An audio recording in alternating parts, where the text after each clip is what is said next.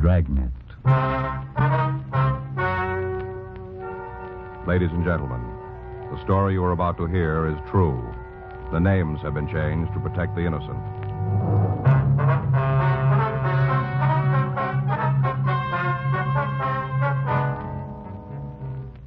You're a detective sergeant.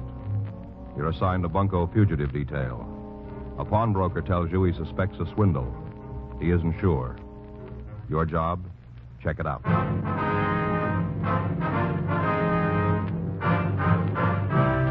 Dragnet, the documented drama of an actual crime.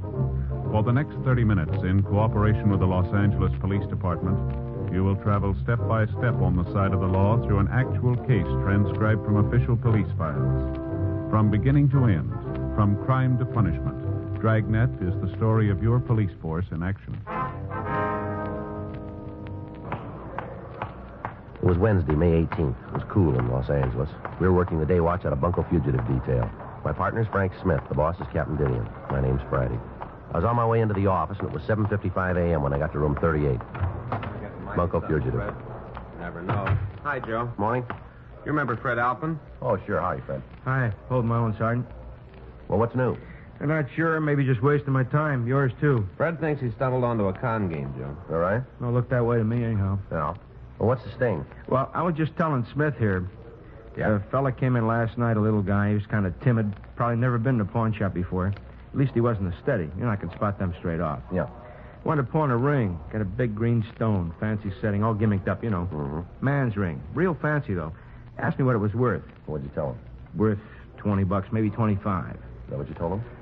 You know I can't loan full value. You know that. Mm-hmm. I offered him $5. I would have gone up to 10 if he'd have pressed me. That's better than a lot of brokers would give. Did you take the 5? Are you kidding? He went all to pieces.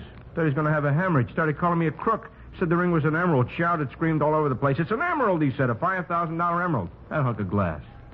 Are you sure you didn't make a mistake, Fred? Now, I ask you, Sergeant, would anybody try to pawn a 5G emerald with me, I ask you? Uh-huh. Glass, that's what it was. Green glass. A nice setting, though. What do you think, Joe? Well, the old diamond switch, maybe. Could be. Sounds like the only difference is the color. You get his name, Fred? Yeah, I asked him. He just shouted and carried on, though. He wasn't making any sense at all. Got his license, though. Oh? Yeah, he was parked right in front of the place. Got the number when he drove off. Thought you might want it. Mm-hmm. I wrote it out. Put it in my pocket. It should be right here. Oh, wait a minute. Oh, yeah, here it is. A match folder on the inside. You make it out all right? Yeah, I think so. We'll check it. Uh-huh. Might be a good idea if you got right on it, huh? What do you mean? Well, just before he left my place, he stopped all that carrying on. I think it sunk in what I told him about the ring being no good. Yeah. Got real quiet, you know, kind of like he was making up his mind about something. Yeah. Asked me to sell him a gun.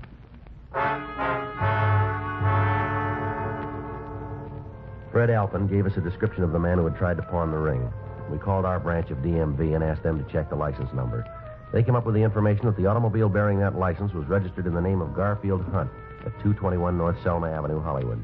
9:03 a.m. Frank and I drove out to talk to him. Well, it sure is a clear day. Look at those hills, Joe. Well, I read in the paper you can see for 40 miles. Yeah, I bet. Morning. Who are you? What do you want? Is Mr. Hunt here? No. No, he's not here.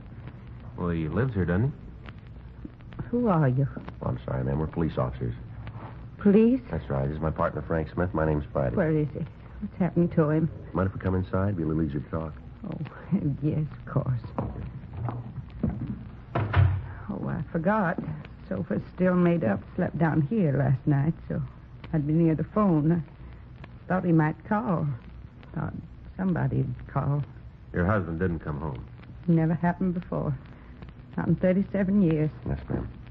Just let me fold up that blanket so you Here, can I'll sit give you a down. hand, man. Oh, thank you. You got any idea where your husband might have gone, Miss Hunt? No. No idea at all. What time did he leave? 9:35. Looked at the clock as he went out the door. Couldn't believe it. Not like Gar to go out that late. We're usually in bed by 10. Yes, ma'am. Promised me he'd only be gone an hour. Promised me he'd be back by 10:30 for sure. I see. Never heard a word from him after that, not a word. What do you suppose happened to him? We're sorry we don't know, Miss Hunt.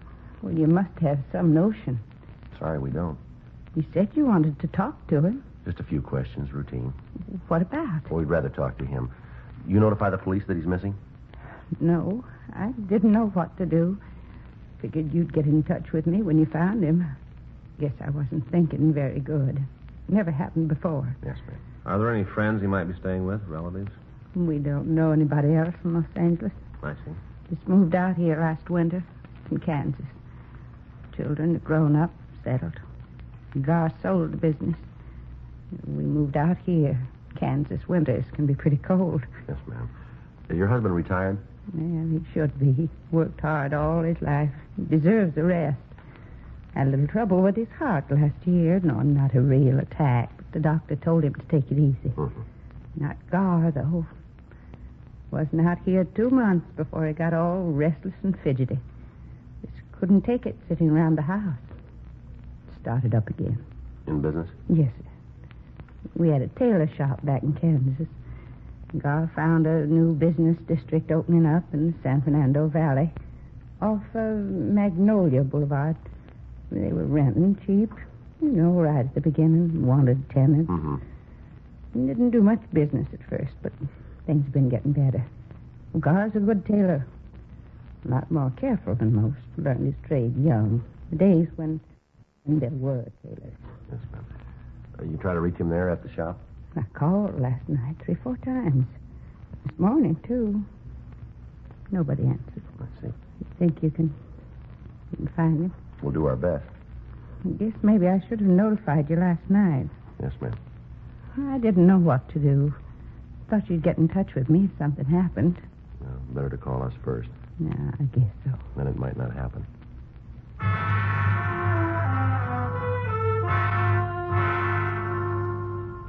Mrs. Hunt gave us a description of her husband. We advised her to make a formal report at the Valley Division. A local and an APB were sent out. 3:15 p.m. Patrol car unit 9L78 reported Hunt had been found sitting in his car. The car was parked on Mulholland Drive. Hunt had readily identified himself. We asked the officers to bring him in for questioning. Hi, Joe. Frank. Pete? Hi, Pete. Here he is. Thanks for spotting him for us. Sure, anytime. Want to sit down, Hunt? Go ahead, sit down. What do you want with me? Just like to talk to you, that's all. This is Frank Smith. My name's Friday.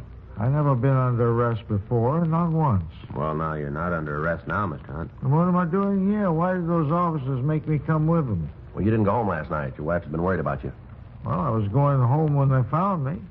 Wasn't any place else to go. Sarah oughtn't to have called. She didn't call, sir. Well, how'd you find out? You tried to buy a gun. Pawn shop over on Main Street. Oh, Well, what'd you want the gun for? I wouldn't have hurt him. I just wanted my money back. I thought I could scare him. That's all. I don't know nothing about firearms. Thought maybe I could scare him. Who'd you want to scare? Now, who were they? Well, they said they was renting a store next to mine. Said they was jewelers. Could open up a Valley branch for Lassingwells. You know, the big jewelry store downtown here. Uh-huh. Crooks. That's what they were. Out-and-out crooks. Went looking for them early this morning. Back door to their store was open, the one next to mine. Yes, sir. Go ahead. I couldn't find hide nor hair of them. The place was empty. Just a couple of fakes. Had the windows soaped over so nobody could see what they were up to. Pounding on some old boards, making me think that they was remodeling. Uh-huh. How much money did they get from you? Not them exactly. Fellow working with them. Must have been working with them. Only way it makes sense. Well, now, suppose you tell us about it, will you? And he come into my shop the day before yesterday, along about 1 o'clock in the afternoon. Called himself Norman Christ. He said he was from Greeley. Really? That's a town in Colorado where my brother lives. Mhm. Said he knew my brother Ed back there. What do you want with you? Well, he claimed that Ed asked him to look me up, see how I was doing. Probably didn't know Ed at all. They must have told him, them jeweler fellows. Uh-huh. I got to thinking back. Remembered I mentioned having a brother in Colorado one day when we was having lunch. Told him the town, too, Greeley. What happened then? Did he sell you the ring? Oh, you know about that, too. Well, you tried to pawn it, didn't you? No, sir, not really. I just wanted to find out how much it was worth so that I could tell Sarah, I was going to surprise her. Figured that I'd give him another day before I tried to sell it. Well, how'd you happen to buy it? Oh, I wasn't buying it outright. I was just loaning him on it. Mm-hmm. Told me he had a chance to option some property out near Encino. Real bargain. Said he had to close the deal by 5 p.m. that same day. He needed cash for a clincher. Mm-hmm. Had to get the money from Colorado. That's what he said. He was afraid he wouldn't be here in time. He couldn't go to the bank. Didn't have any credit in L.A. Uh-huh. Needed $3,000. He said that if I'd loan him the $3,000, he'd give me back $4,000 first thing the next morning. Offered me his ring for security. He said it was worth $7,000 easy. Said it cost him more than that. You hand the money over? No, sir, not by a darn sight. Told him I didn't have $3,000. I told him straight out. Uh-huh. Said all I had was $1,500 in my savings account. I guess I shouldn't have said that. Afraid not, sir. He told me he might be able to swing it for $1,500. He'd have to go out there and see him in person. Said he'd come back. Did he leave then? No, not right away. I stopped him. I told him there wasn't no point in coming back. I'm no jewel, I said. How do I know that ring's worth $7,000? Told me to get it appraised while he was gone. Told me to take it to any jewel I wanted to. Seemed like he sure trusted me. Leaving a valuable ring like that kind of sold me on him. Mm-hmm. I went next door to ask those fellas who said there was jewelers. Place was locked up, so I figured they was still out to lunch. Mm-hmm. I figured maybe they was in the drugstore down on the corner, see? Did you find him up there? Yes, sir. What'd they say about the ring? Perfect emerald. That's what they said. One of them put a gadget up his eye, looked through it. You know what I mean? Yes, sir, I know. Perfect emerald worth $10,000. Not the flaw in it. Mm-hmm. Acted like they thought it was mine.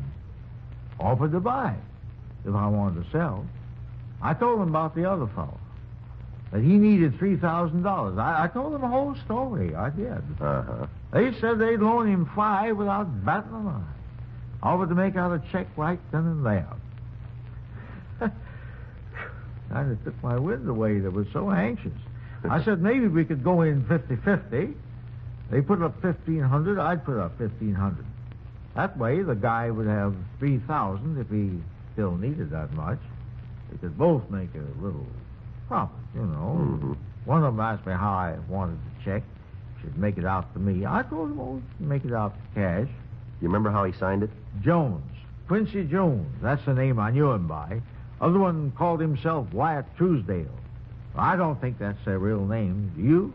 Probably one of those, what did you call them? Aliases. Yes, sir, yeah, that's it. Well, anyway, I went over to my bank and drew out the $1,500. About 2:30, the fellow came back, the one who gave me the ring. Yeah.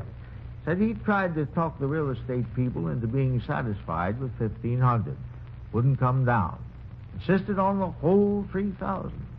I told him not to worry, that I had it. Give him my $1,500 in the check. He said the check would be okay, seeing as how it was on a local bank. He promised that he'd pay me back the next morning. That'd be yesterday. Yes, sir. And when he didn't show up, I wanted to make sure just how much it was worth, the ring, Mm-hmm. in case something had happened to it, in case he didn't come back for it. That's why I went to the pawn shop. Mm-hmm. Offered me $5 for it. The man in the pawn shop. Couldn't believe him at first. Said it was just glass, hunk of glass. Then a great light broke on me. How I'd been tricked. All of a sudden it come to me. Well, why'd you stay out all night? Why didn't you go home? Well, you see, sir, I couldn't face Sarah. I knew I'd been swindled. $1,500. Every cent that we'd saved. Been married 37 years. It was Sarah's money, too. You know. Mm-hmm. Not just because she's my wife. They helped earn it. Well, we'll try and get it back for you, Mr. Hunt.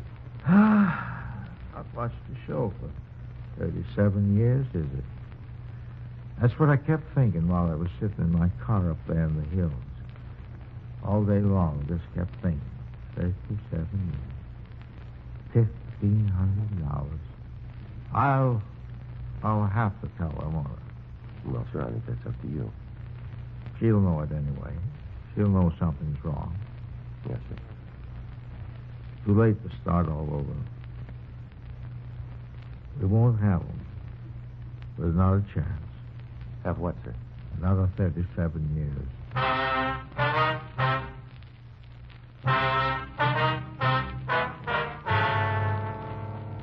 We continued to interview the victim, Garfield Hunt, and he gave us descriptions of the three suspects. The stats office came up with 24 possibles. We showed the mug books to Hunt. He identified two of the photographs, Ernest Wilcoxon and Paul Cleaver. Hunt was positive that Wilcoxon and Cleaver were the men who had rented the store next to his and had pretended to be jewelers. He was unable to find a photograph of Norman Christ, the man who had sold him the ring. We pulled the packages on Wilcoxon and Cleaver. They had both done time for burglary.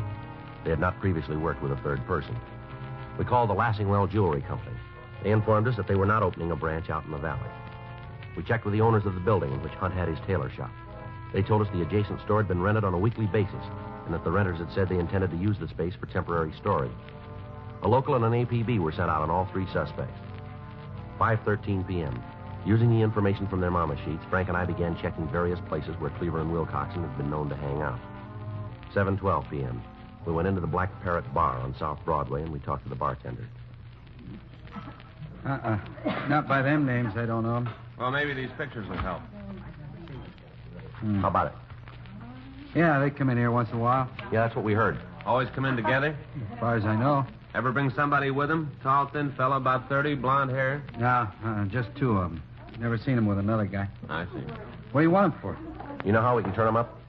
They ain't here now. We can wait. Won't be in tonight. How do you know? They got money. Oh? Big roll. The red-headed one was in yesterday. Quincy Jones. That's what he told me his name was. Yeah. Been running a tab. He paid it up in full. I had plenty left over. Is that right?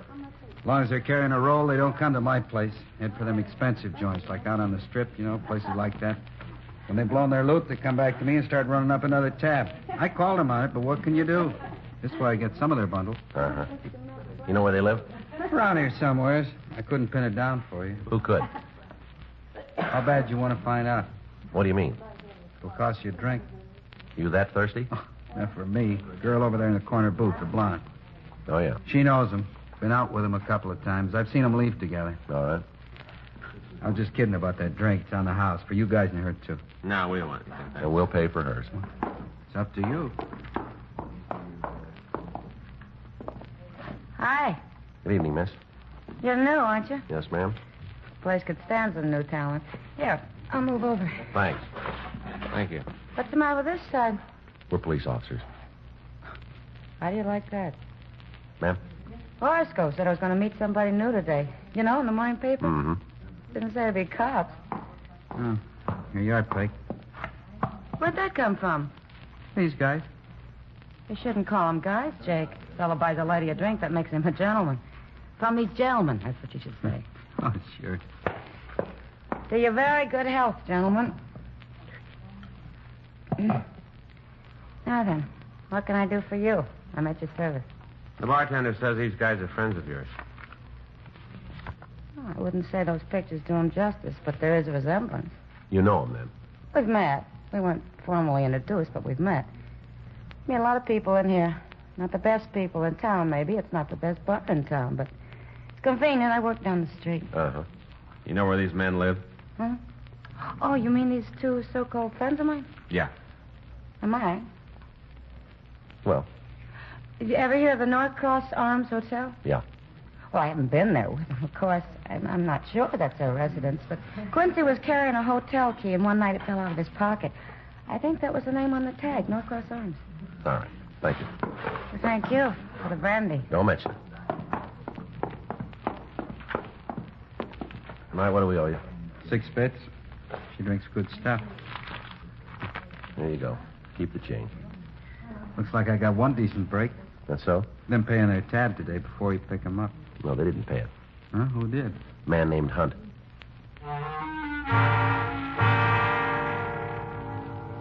The clerk at the Norcross Arms Hotel told us that 2 men who resembled Wilcoxon and Cleaver were registered under the names of Jones and Truesdale.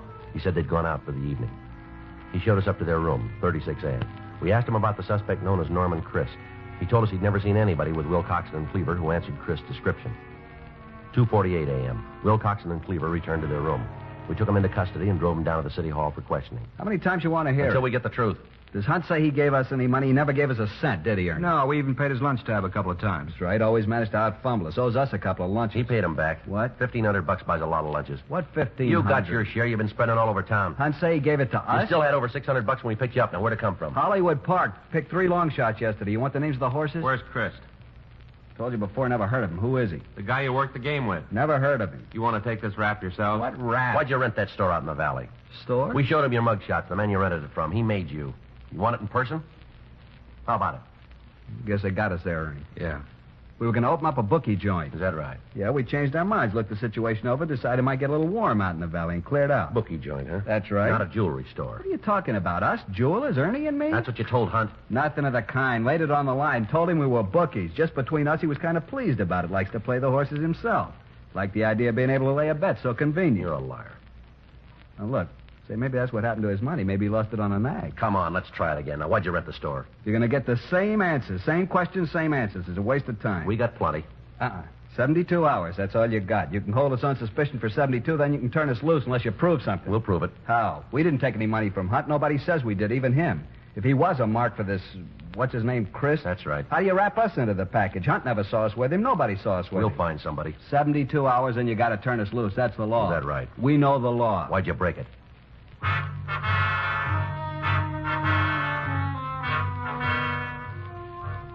We continued to question the suspects, but we were unable to break them down.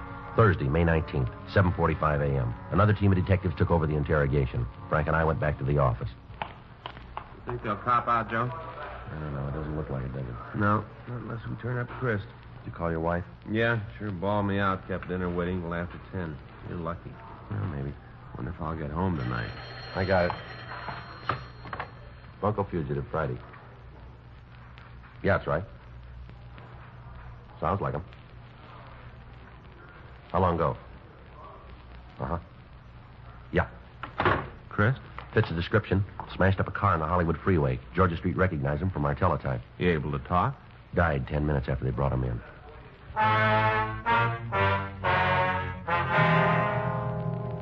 At the morgue, the victim, Garfield Hunt, identified the body.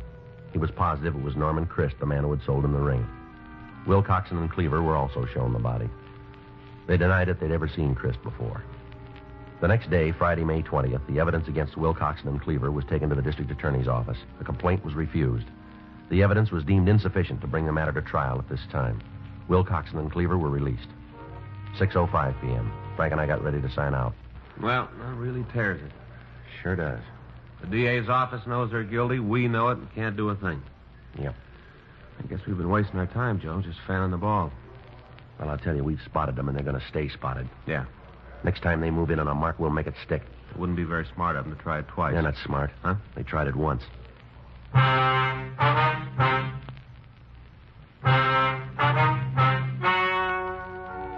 The story you have just heard is true. The names were changed to protect the innocent. 2 months later, on July 12th, Wilcoxon and Cleaver were apprehended for a similar crime. They were charged with 1-count grand theft. On November 6th, trial was held in Department 98, Superior Court, State of California, in and for the County of Los Angeles.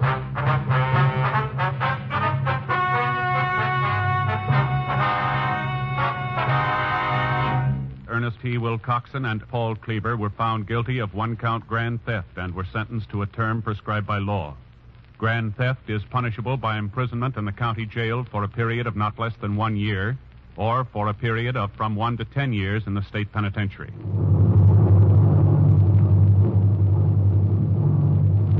You have just heard Dragnet, the authentic story of your police force in action, and starring Jack Webb, a presentation of the United States Armed Forces Radio Service.